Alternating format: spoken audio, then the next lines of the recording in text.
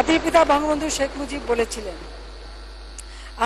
আমি কোট করছি, আমরা এমন এক বিশ্ব গড়ে তোলার পথে এগিয়ে যাব যে বিশ্বে মানুষের সৃজনশীলতা এবং আমাদের সময়ের বিজ্ঞান ও কারিগরি অগ্রগতি আণবিক যুদ্ধের হুমকি মুক্ত উজ্জ্বলতর ভবিষ্যতের রূপায়ণ সম্ভব করে তুলবে এবং যে বিশ্ব কারিগরি বিদ্যা সম্পদের পারস্পরিক অংশীদারিত্বের মাধ্যমে সর্বক্ষেত্রে সুন্দর জীবন গড়ে তোলার অবস্থা সৃষ্টি করবে। আনকোট।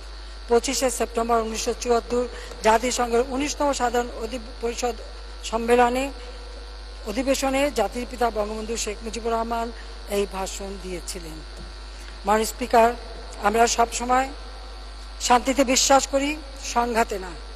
প্রতিবেশী দেশ সহ সকলের সাথেই কিন্তু আমরা জাতির পিতা প্রদত্ত পররাষ্ট্রনীতি সকলের সাথে বন্ধুত্ব, কারোর সাথে বৈরিতা নয়, সেটা মেনেই কিন্তু আমরা এগিয়ে যাচ্ছি এবং